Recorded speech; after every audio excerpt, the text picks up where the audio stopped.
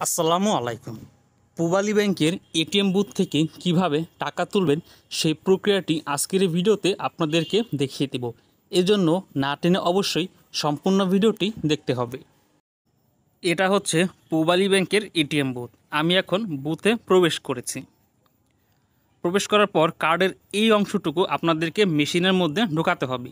তো আমি ঠিক যেভাবে কার্ডটি রেখে মেশিনে প্রবেশ করেছি, আপনারা ঠিক একইভাবে কার্ডটি রেখে মেশিনে প্রবেশ করাবেন। এরপর এখানে আপনাকে কিছুক্ষণ অপেক্ষা করতে হবে। দেখুন এখানে হচ্ছে আপনার যে কার্ডের পিন রয়েছে সেই পিনটি দেওয়ার অপশন এসেছে। তো আপনাকে কার্ডের যে পিন নাম্বার রয়েছে, গোপন পিন, সেই পিনটি আপনাকে দিতে হবে।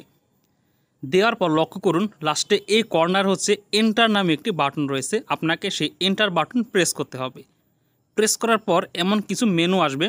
তো আপনি জাস্ট বাম পাশ থেকে ক্যাশ উইথড্রলে ট্যাপ করবেন।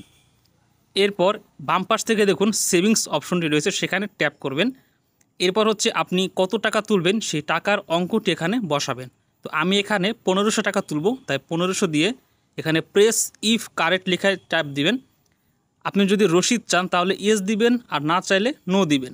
এখানে কিছুক্ষণ আপনাকে অপেক্ষা করতে হবে।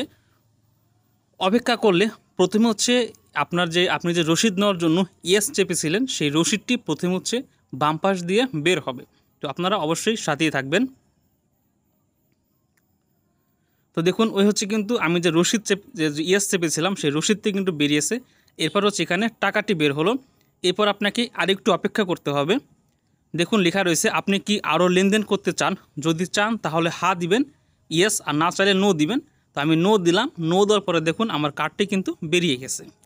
তো আশা করি আজকের এই ভিডিওটি আপনারা বুঝতে পেরেছেন। যদি ভালো লাগে অবশ্যই লাইক দিবেন এবং ব্যাংক সংক্রান্ত অন্যান্য সকল প্রকার ভিডিও পেতে অবশ্যই চ্যানেলটি সাবস্ক্রাইব করবেন। তো আজকে পর্যন্তই, সকলে ভালো থাকবেন। খোদা হাফিজ।